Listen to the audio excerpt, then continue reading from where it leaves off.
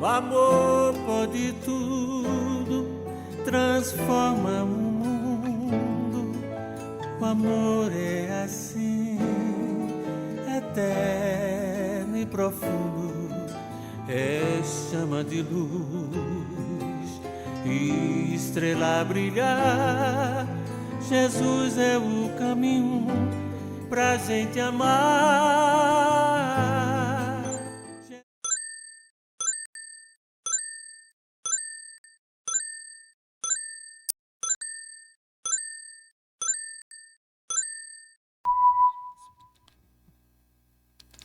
Boa noite a todas e todos. Boa noite a todos e todos. Com alegria que retornamos a esta casa, tentando buscar nessa nossa fala singela o pensamento de consolo, de esclarecimento, de refazimento, de reesperança contido nos evangelhos. O pensamento que nos faz entender o porquê de cada coisa, os ensinamentos que nos trazem verdadeiro sentido para aquilo que nós estamos vivendo, na certeza de dias melhores na companhia do Cristo. É interessante a gente pensar que um tema acontecido há mais de 2 milênios, ou há mais ou menos 2 milênios, traga para nós tanto significado como em cada passagem do Evangelho. Especificamente neste momento, Jesus está sentado, como narra Marcos no capítulo 12, no versículo 41 a 44, e Lucas vai narrar no capítulo 21, versículo de 1 a 4. Então, Marcos descreve assim: Jesus estava assentado de lado do lugar onde eram depositadas as doações para o templo. E é interessante porque a palavra assentado traz para nós um significado muito grande. Quando nós, por exemplo, dizemos que os nossos comentários estão assentados sobre tal ou qual premissa, isso significa dizer que nós estamos lastreando, estamos alicerçados, temos embasamento naquilo que estamos falando em um conceito que foi colocado anteriormente. Então, quando Jesus está assentado, Jesus tem todo o conhecimento espiritual, todo o conhecimento moral, toda prática que nós pensarmos em todos os assuntos para apresentar a lição que ele vai nos apresentar. E por que então de lado do lugar onde eram colocados os valores para o templo? Porque a época de Jesus, esses lugares, esses cestos, esses depósitos, esses baús, eles ficavam na porta do templo. Eles não eram colocados dentro do templo como é hoje, mas eram colocados fora do templo para quê? Para que quem fosse passando, mesmo quando não fosse entrar no templo, visse quem estava doando e quanto estava doando. E aí as pessoas que doavam as cédulas estavam com as mãos cheias e quando elas abriam as mãos, nós não escutávamos, ou ninguém escutava, o valor caindo naquele fundo que podia ser de madeira, podia ser de metal. Mas as pessoas que colocavam moedas, a depender do valor e do peso da moeda, elas faziam um pouco ou muito barulho. Então, enquanto menos barulho ela fizesse, a moeda era menor, porque o metal era o metal mais simples e o tamanho não justificava que ela fosse fosse feita de um tamanho maior, então Jesus observa que se aproxima uma viúva. E por que uma viúva? Quando nós temos apenas o registro dos evangelhos que ela era uma viúva. Porque as pessoas em Jerusalém, à época, precisavam umas das outras para serem avaliadas como participantes da sociedade. Então, as viúvas usavam as cores escuras, usavam um pano cobrindo a cabeça. Então, aquela mulher tinha sido identificada pela sua veste. Mas ela se aproxima do gasofilácio, do baú de onde eram depositados os valores, e ela deposita 2 moedas.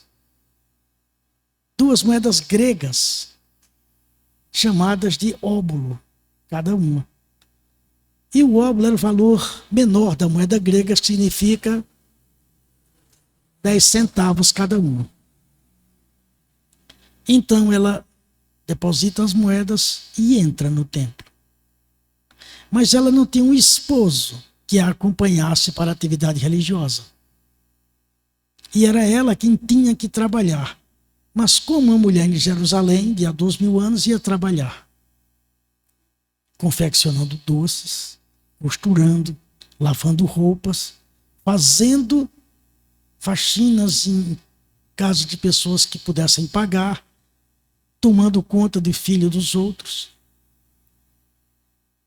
E se essa mulher não tivesse um filho, como ela ia ser representada naquela sociedade?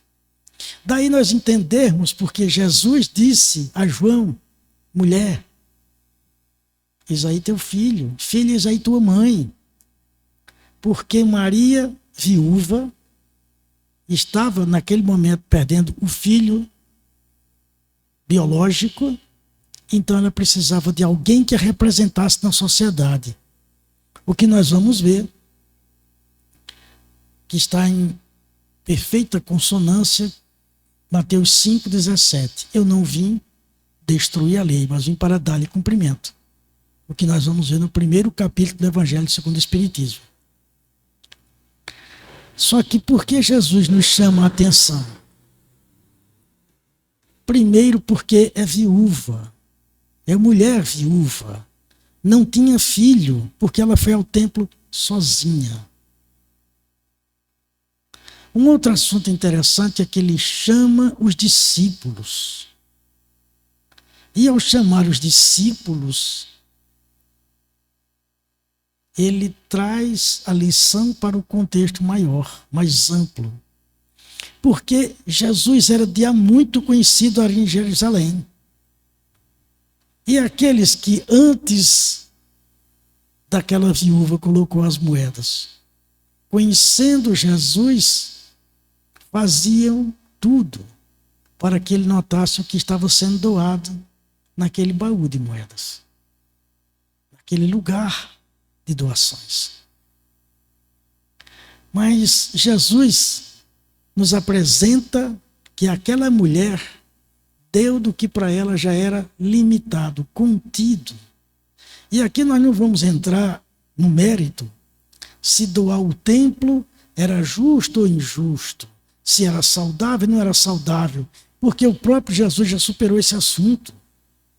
Quando ele disse que não importava o valor que aquela mulher depositou, mas sim o sentido, o desprendimento.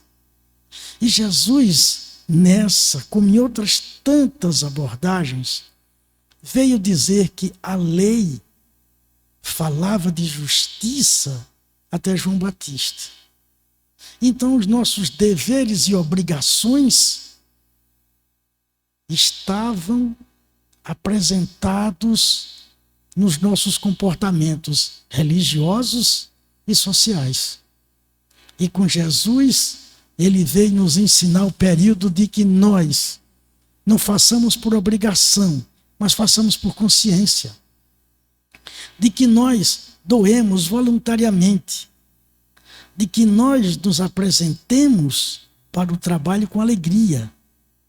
E vai falar isso em tantas outras linguagens, com tantos outros símbolos. Mas quando nós paramos para pensar, Jesus está assentado. E Jesus nos disse que cada um de nós seria identificado pelas obras. Ou a árvore se conhece pelos frutos. E aí nós paramos para pensar, qual é a obra de Jesus? Qual é a obra de Jesus se ele não construiu casa, se ele não ergueu nenhum edifício, se ele não formou nenhuma escola, nenhum colégio, nenhum hospital, não construiu nenhuma praça, não pavimentou nenhuma rua, não colocou nenhuma pedra de calçamento? Qual é a obra de Jesus? E quando nós paramos para pensar em obra, nós vamos ver que as nossas obras, elas são muito limitadas para aquilo que Jesus fez e faz com relação ao planeta e com relação a nós outros. Quando vemos, por exemplo, que a ele foi dado o projeto de construir a terra, de formar a terra, não se dá uma tarefa dessa envergadura, desse tamanho, a um espírito que não tivesse condição. Não é essa condição de prática, é condição principalmente de colocar em prática a vontade do Pai. Quando nós pensamos que em todas as mensagens do Antigo Testamento era ele presente na sarça ardente, era ele presente conversando com os profetas, era ele presente em todas as afirmações, e que houve um determinado momento que ninguém mais conseguia traduzir as suas mensagens. Então veio ele mesmo ter conosco. Mas ele não veio apenas nos ensinar sobre coisas que nós não sabíamos. Ele veio ensinar sobre nós, sobre a nossa essência. Ele veio nos dizer que antes de nós sermos nesta existência, nós somos espíritos. E que muitos foram as contribuições para que nós chegássemos até aqui. Muitas foram as assistências, muitos foram os cuidados, os carinhos, muitas foram as sustentações, muitos foram os esclarecimentos para que tudo chegasse ao ponto que nós agora estamos desfrutando. E é tão interessante que nós vamos ver 12 capítulos do Evangelho segundo o Espiritismo que antecede o que nós estamos conversando hoje. O que nós estamos conversando hoje está no capítulo 13. Não saiba uma mão o que a outra faz. Mas é interessante que ele começa dizendo: eu não vim destruir a lei. E a gente se pergunta, que lei? Será que a lei que mandava apedrejar a mulher adúltera? Será que a lei que mandava... E ele traz a consciência para cada um de nós. Ouviste o que foi dito, vírgula, eu porém vos digo. Então, aquilo que ele precisava reconduzir, corrigir, ajustar, ele não disse que a gente estava errado. Ele disse, ouviste o que foi dito, mas eu porém vos digo. Então, aqui estava falando aquele que tem condição de ensinar, porque fez. Mestre, porque cumpriu todas as etapas que nós conhecemos de crescimento, desenvolvimento espiritual. Então ele veio cumprir a lei perfeita, que nós até conceituamos, mas não temos muita clareza. E onde essas leis estão? Na consciência. E a consciência não é um lugar. A consciência é clareza. Quando nós temos clareza do que devemos fazer, estamos conscientes do que precisamos mudar. Mas no capítulo 2 do Evangelho segundo o Espiritismo, vamos ver: meu reino não é deste mundo. Em momento nenhum ele nega que é rei. Mas ele diz, não está presente aqui. E se este reino daqui merece de nós atenção, dedicação, de alguma forma respeito, há um reino muito maior, onde a autoridade é pelo grau de espiritualização. As posses estão nas titulações e não nos bolsos. E então é perguntado, onde é que fica esse reino? Aí ele vai dizer no capítulo 3, há muitas moradas na casa do Pai. Casa do Pai só existe uma, mas moradas existem muitas. Mas nem todos nós habitamos do mesmo jeito, as mesmas moradas. E como eu vou entender o que Jesus me disse com mais clareza? Como é que eu vou conhecer essas moradas? É preciso nascer de novo, capítulo 4. E aí ele entra nas bem-aventuranças. Bem-aventurados aflitos, mas ele, que é o capítulo mais longo, mas ele coloca Jesus o Consolador, o Cristo Consolador, como capítulo 6.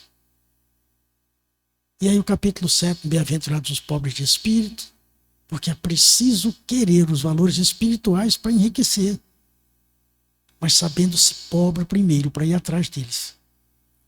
Bem-aventurados os puros do coração, porque verão a Deus. Capítulo 8. Bem-aventurados os pacificadores, capítulo 9. Misericordiosos, capítulo 10. E aí começa o exercício. Capítulo 11. Amai-vos uns aos outros. Capítulo 12. Amai os vossos inimigos. Entendendo que não se tem pelos inimigos a mesma confiança, a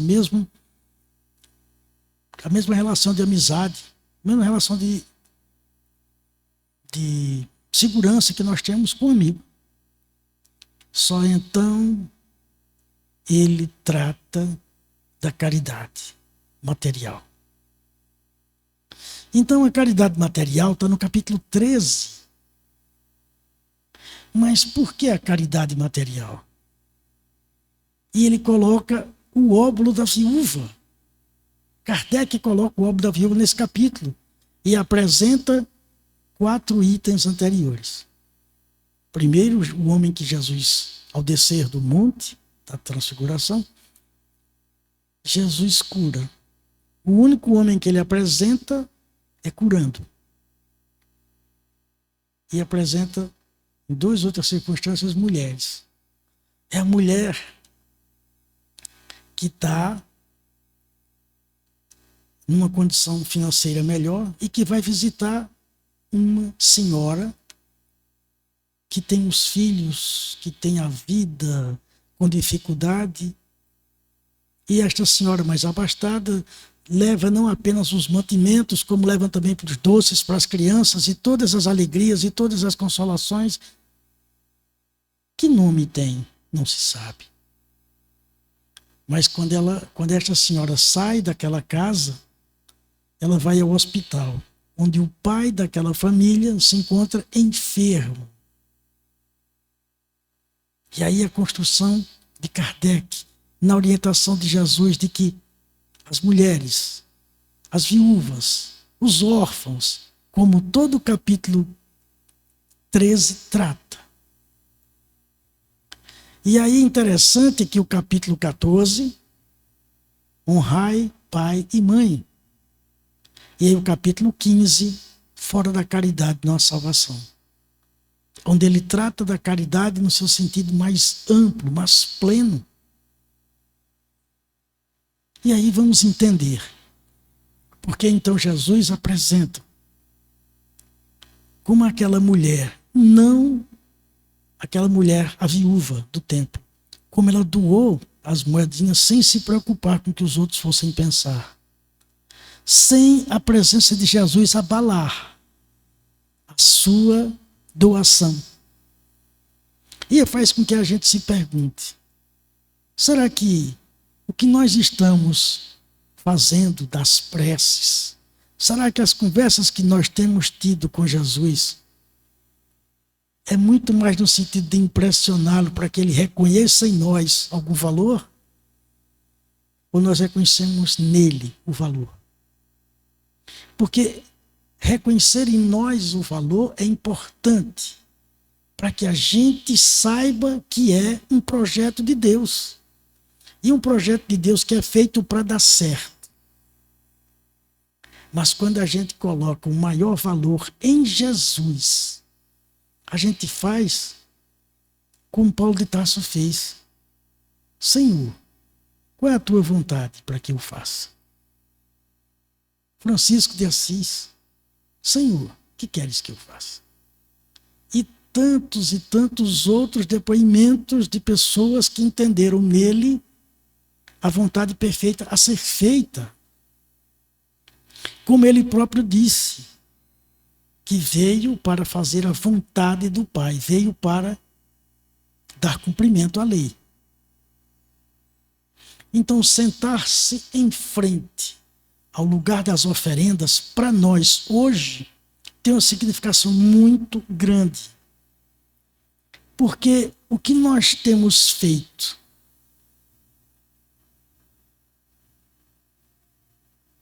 a prol do nosso melhoramento, do nosso crescimento, do nosso desenvolvimento, seja em que aspecto for, familiar, sentimental, intelectual, de convivência, nas doações de cestas básicas, como nós vimos hoje, 64 famílias, não é apenas fazer. Por que eu faço? Eu faço para ser notado. E se eu não for notado pelos fisicamente ao meu redor, eu estou fazendo uma troca com Deus? Eu estou fazendo troca com Cristo? Eu estou dando cestas básicas para que de alguma forma eu receba essa recompensa em saúde, em melhoramento, em mais longos anos de vida? Qual o meu sentido? Jesus está de lado, ao meu lado. Jesus está em frente a tudo que eu faço. Por quê? Porque ele disse, sem mim nada podeis fazer. Então tudo que nós estamos fazendo aqui na Terra tem a permissão dele. Tem o centro de permissão de todos os assuntos nele. Então tudo que nos chega de valores, de informações, de conteúdo, de melhoramento, é com a permissão, com a concordância, pela graça dele.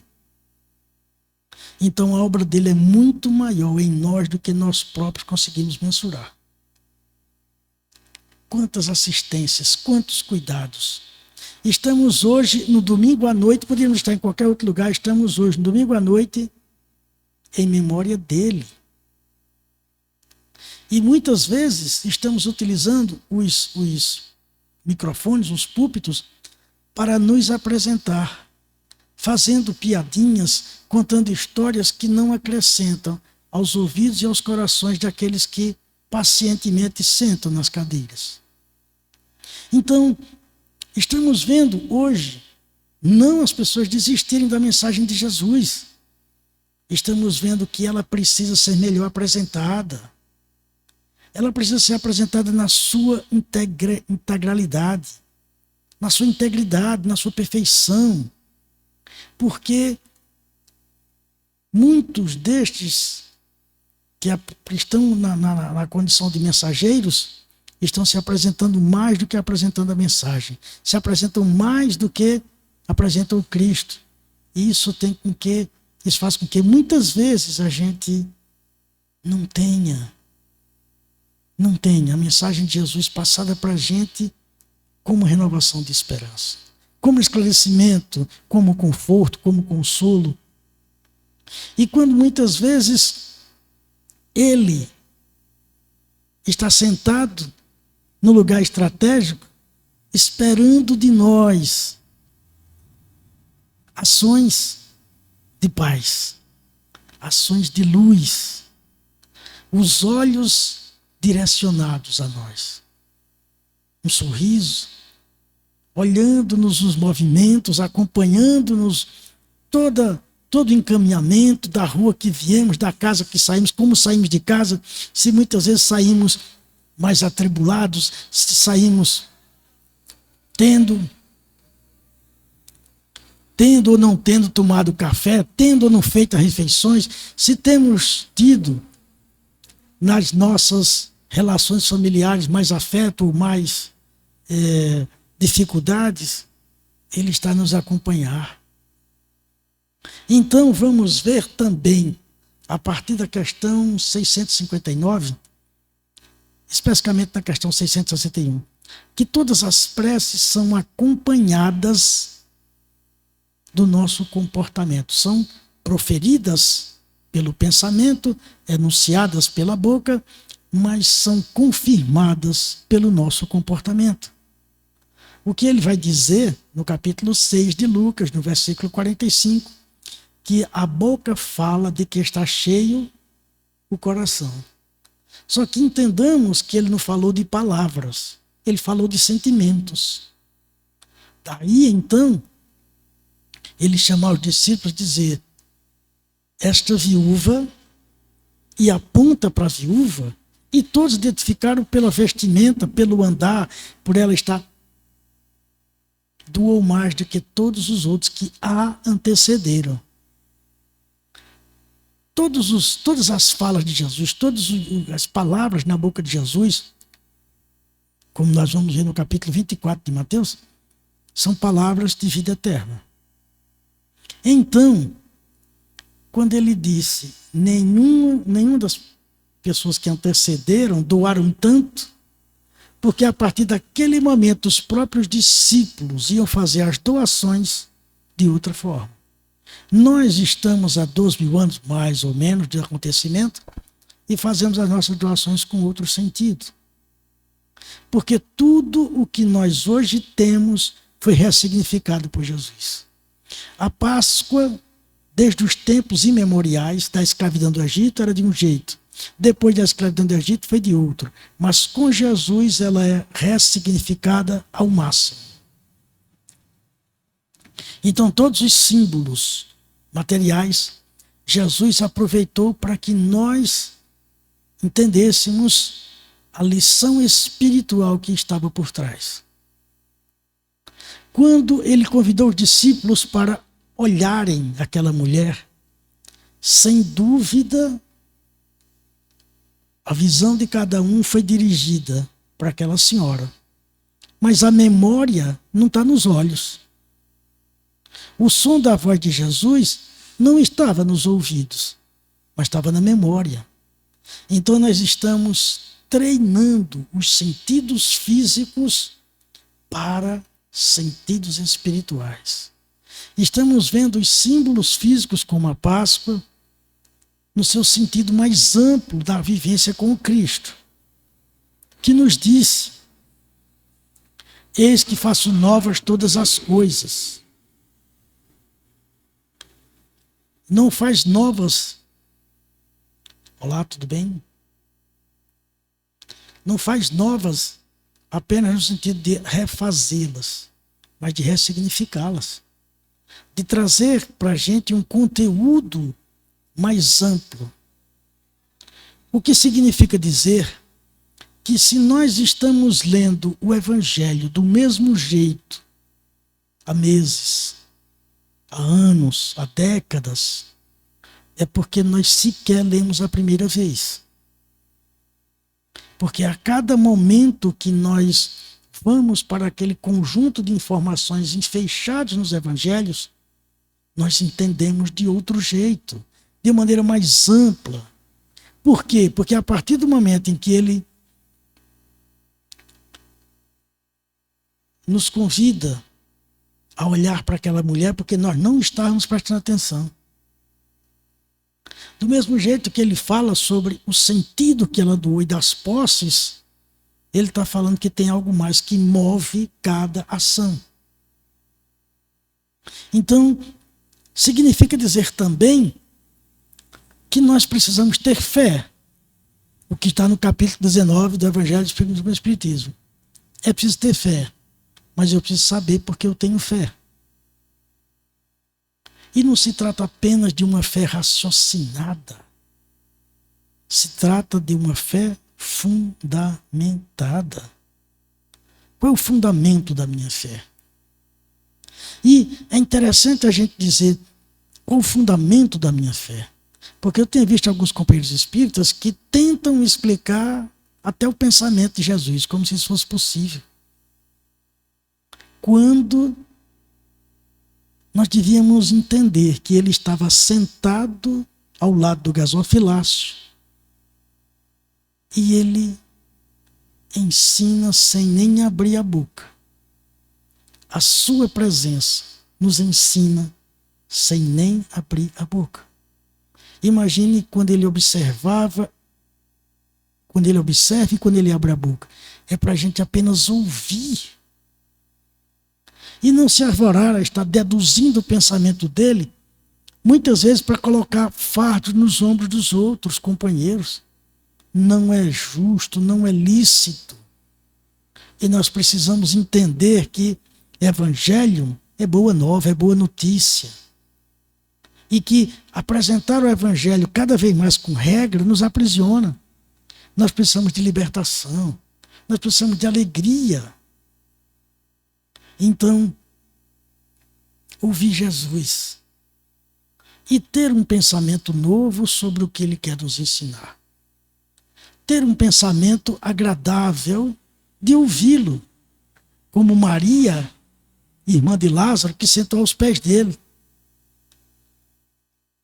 Vamos entender que ele estava passando sublimes lições e Maria se encantou por essas lições e sentou para ouvi-lo. Ela não buscou uma cadeira, ela não buscou o conforto, ela procurou ouvi-lo do jeito em que ela pôde se sentar, aos pés dele. Então, trazer Jesus para esse nosso momento não é pensar se ele tinha barbas longas, cabelos longos, olhos azuis, olhos verdes, mas é pensar que seus ensinamentos estão vivos e carentes de que sejam compreendidos e aceitos por nós. E nós vamos pensar, mas quantos ao meu redor, quantos em humanidade estão aceitando os ensinamentos de Jesus?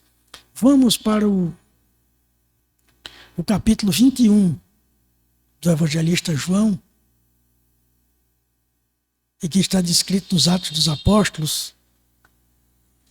Pedro, que te importam os outros, Pedro? Segue-me tu.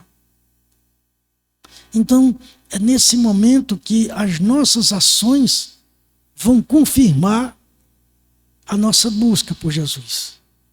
O quanto da árvore do Evangelho nós já temos dentro de nós.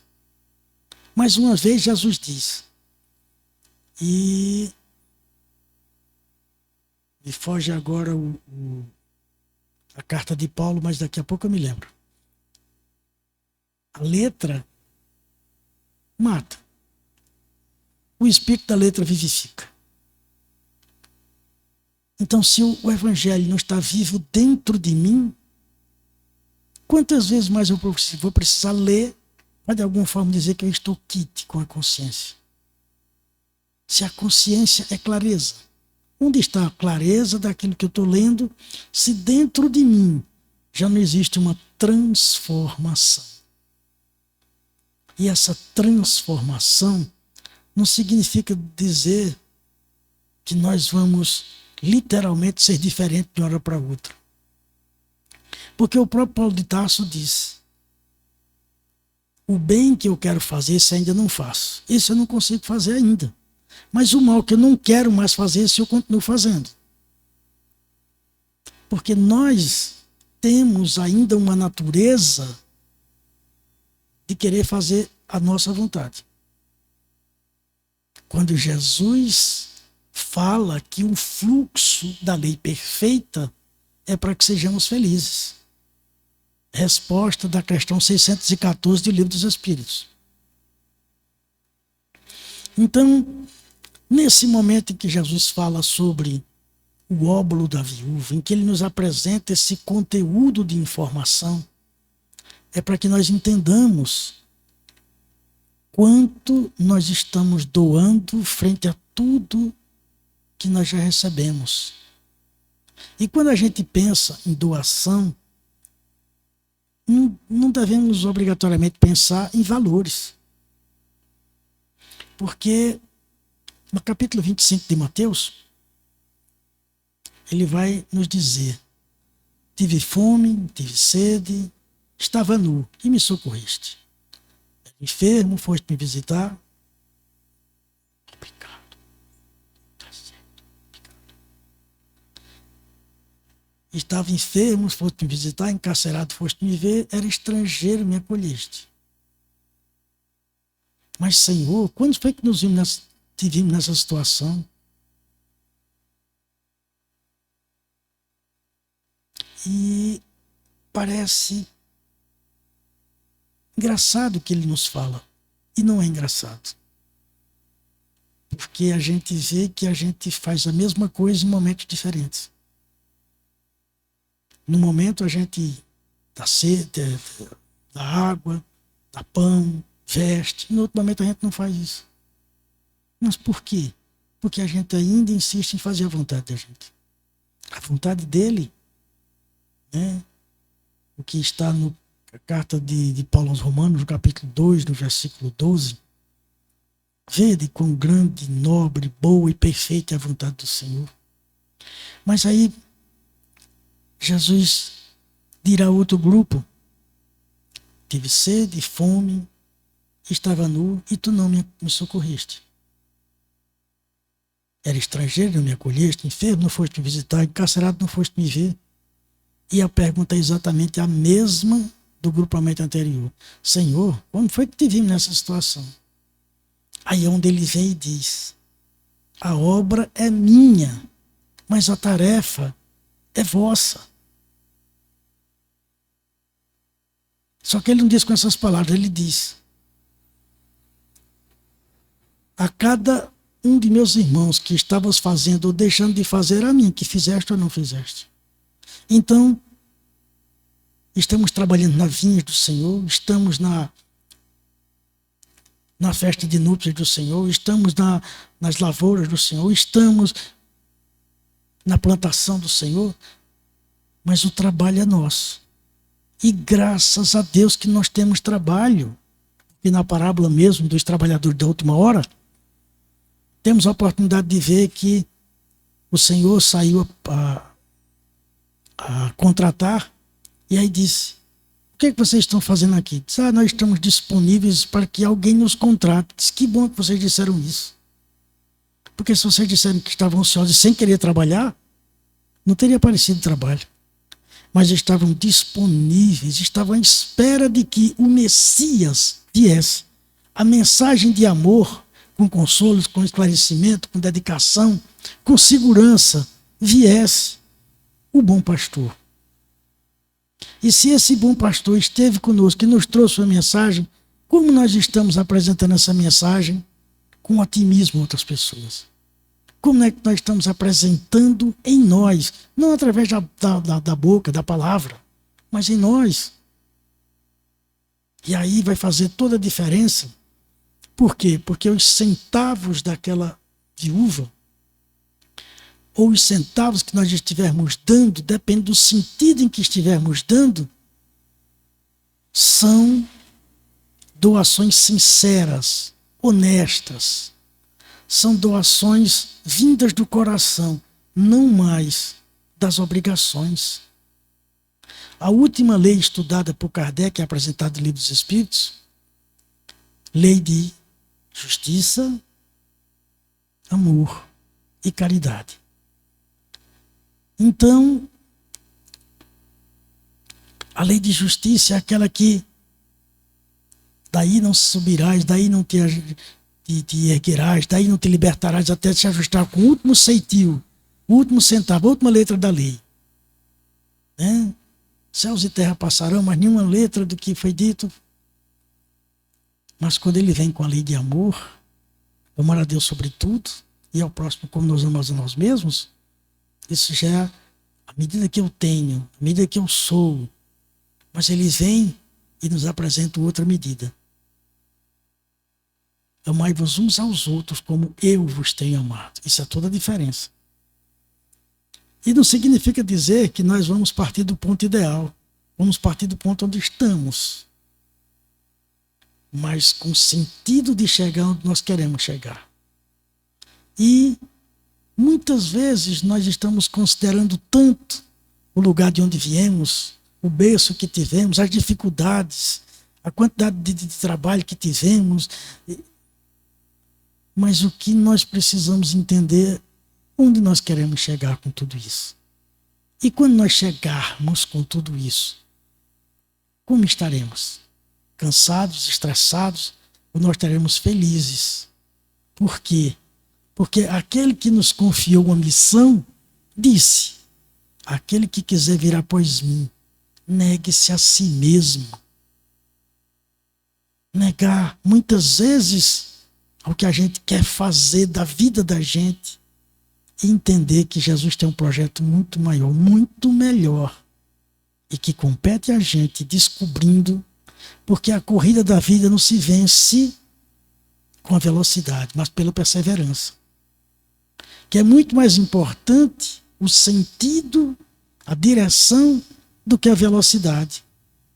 Correr na direção errada cansa e nos distancia do alvo.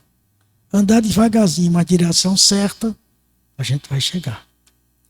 Então, só para confirmar, já encerramos o prazo aqui, não foi?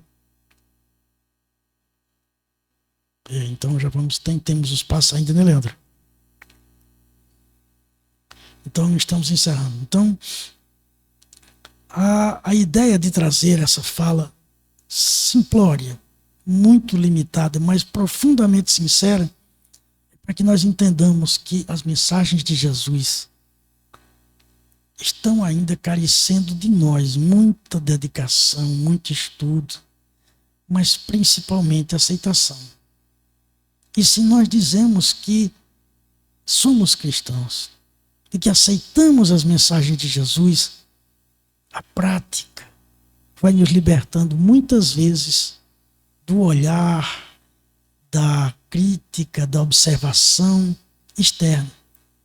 E a gente vai encontrando cada vez mais a vontade sendo confirmada pela ação firme no bem. O que está no capítulo 19, item 12 da Evangelho segundo o Espiritismo. E precisamos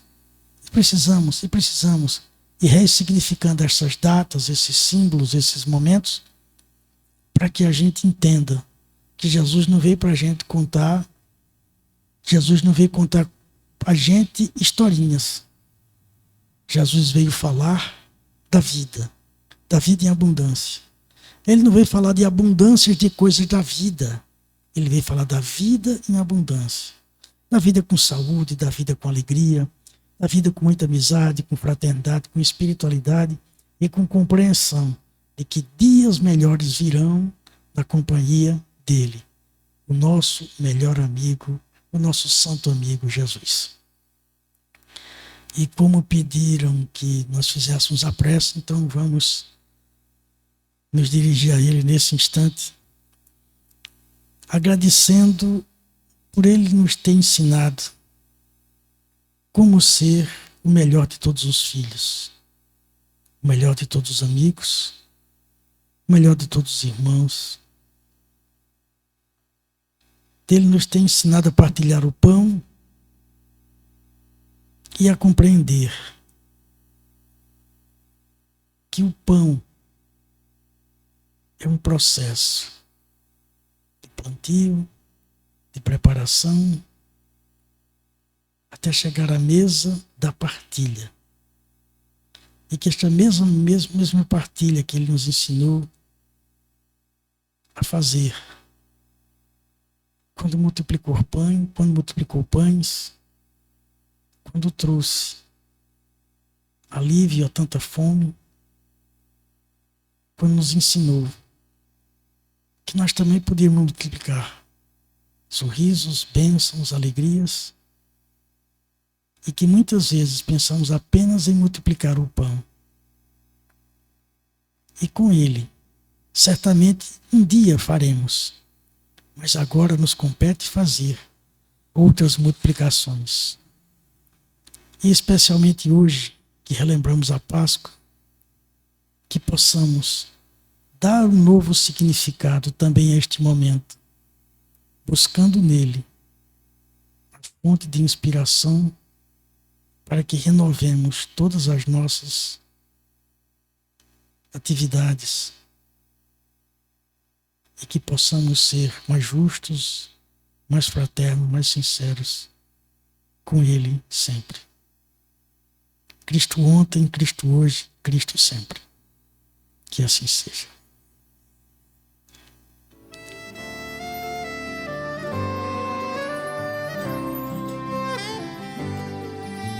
Jesus está no meu coração, Jesus está no meu pensamento, Jesus está na minha vida, Jesus está no meu silêncio. Agora eu sei porque sou feliz, a dor já não me deixa sem crer. Assim a vida é mais bonita, pra cada noite um amanhecer. O amor pode tudo, transforma o mundo. O amor é assim, eterno e profundo. É chama de luz e estrela a brilhar. Jesus é o caminho pra gente.